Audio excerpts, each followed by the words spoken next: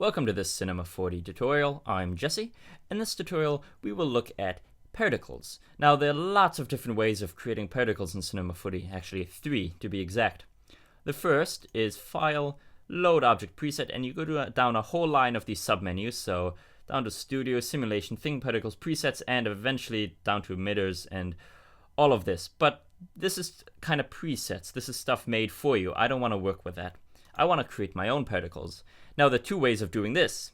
First is, say, for example, I create an object or a null object, and go to Cinema 4D tags, go to Espresso, and then you can add nodes and do a lot of stuff, and things get kind of complicated kind of quickly. But don't worry, I'm not going to boggle your mind yet. Today we're going to keep things nice and simple. Go to Simulate, Particles, and there you go. Now I'm going to create a little window menu here so that we can just work with this. And the first thing we need is the emitter. What the emitter does is it emits the particles. It's very simple. It's a lot easier than creating all that node nonsense, right? So if I click play right now, what you will see is a few particles kind of flying out. Not that many.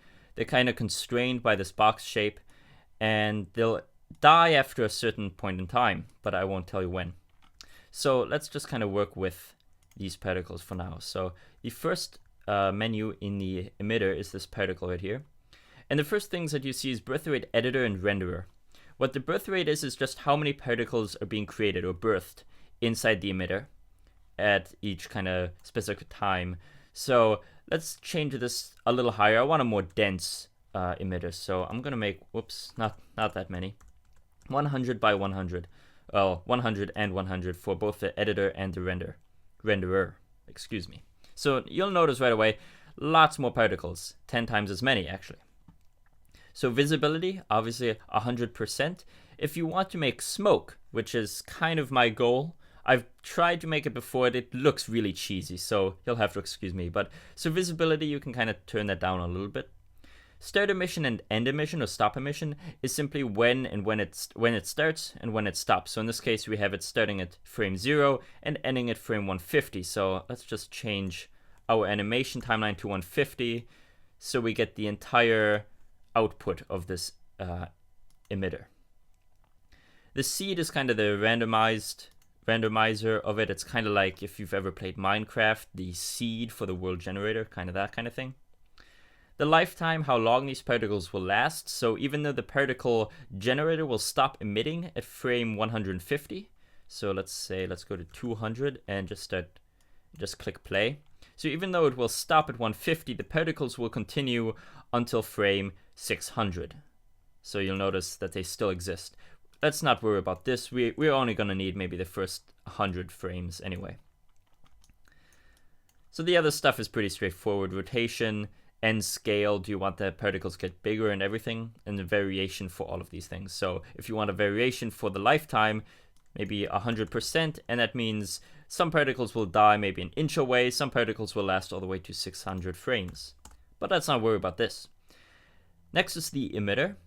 The emitter X and Y size, as you can expect, is the size of the box. So for now, I'm just going to keep it at 100 by 100. And as I said, I want to make smoke. So I'm going to rotate this. So click on the red for the X-axis rotator and hold shift to go by 10 degree increments. And now if I click play, particles will go up, which is exactly what I want. The angle horizontal and angle vertical are kind of the angle of spread of the particles. So if I change angle horizontal to 50, what we get is kind of 50 degrees, the particles will start being emitted. So if I click pause right here, you can see particles are going off to the sides as well as up. If I change it to 180 degrees, everything above this flat plane will get particles, kind of. It's a bad way of putting it, but particles will go out everywhere above this plane. And the same thing is true for the angle vertical, except in this direction. So in the Z direction, in this case, just because of the way I have it rotated at the moment. So I want a little bit of spread, but not too much. So let's say 20 and 20, and that should be pretty good. So as you can see, it's not a lot of spread, but whoops, let's just go all the way back to the beginning.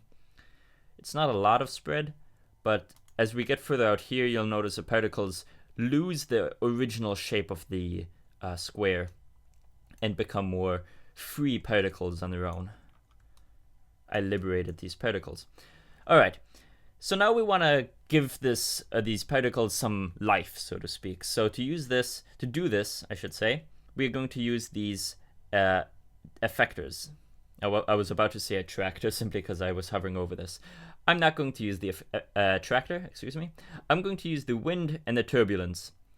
We can actually do both of these with just the wind, but I just kind of want to show you how it works.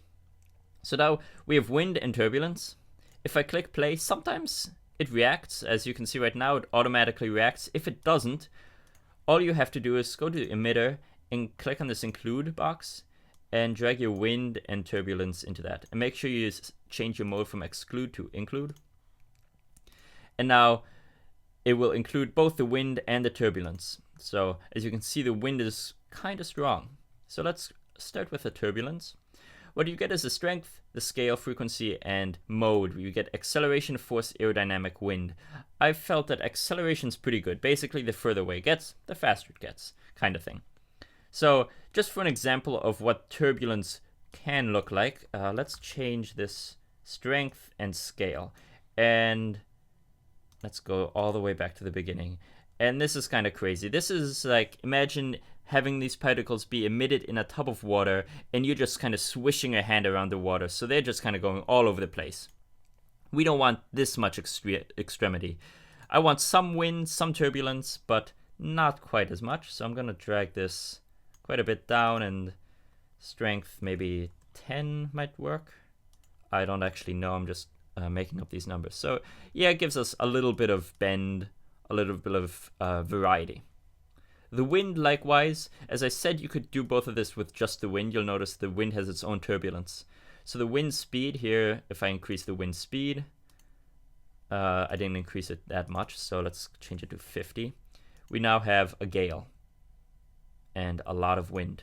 So I'm going to change this down to 2, kind of just a very gentle breeze, something that just kind of moves the particles and keeps them from being constrained by this little square shape. So now we have the nice particles. I'm going to stop it at frame 121. This looks kind of good. And let's add our chimney. I've forgotten about that.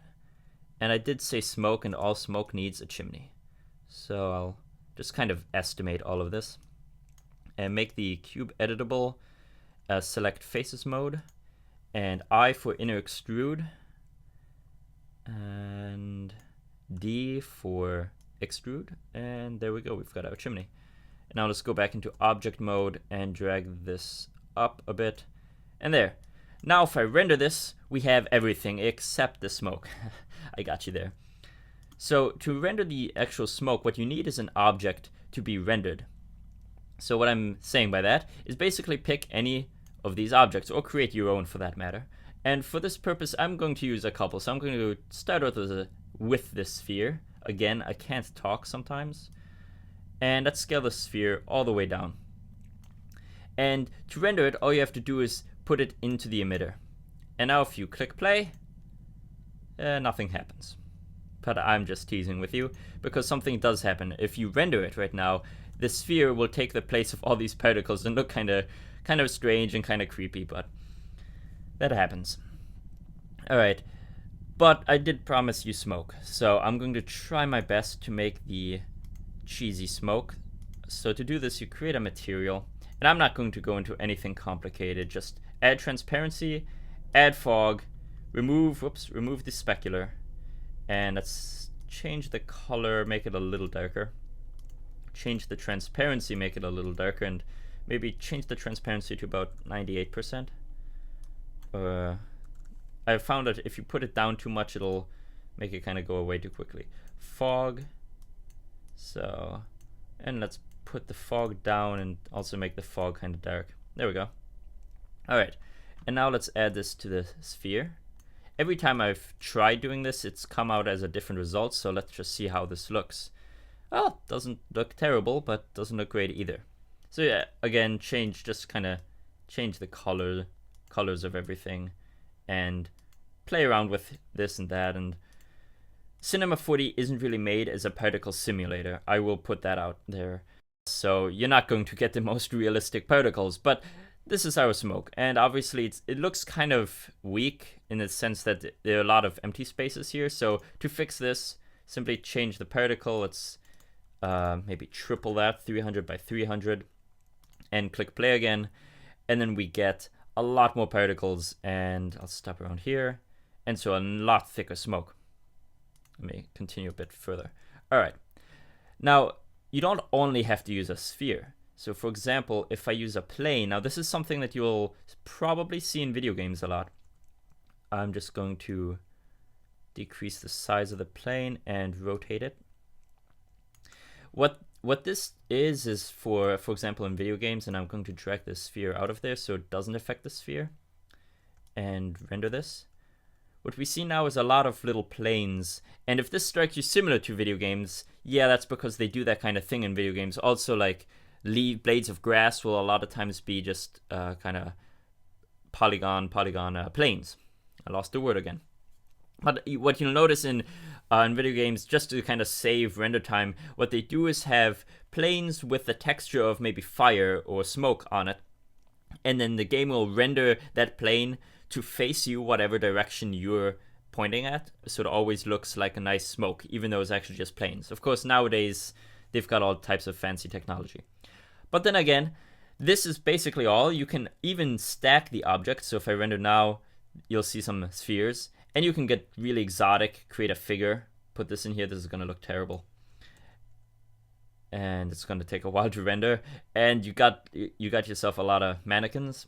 But I'm just really having fun here right now. So this is basically it for the simple particles. Remember, at the beginning I told you there are lots of different ways of doing particles. This is the simplest version. I might show you one of the more complicated versions. Sorry, not complicated versions. There's the presets, and then there's Espresso. I might show you Espresso sometime in the future. I'm still kind of learning parts of it and other parts, but have fun, play around with the emitter, and try out some of the other effectors, the attractor, deflector, etc., etc. Anyway, thanks for watching. I hope you've enjoyed this tutorial.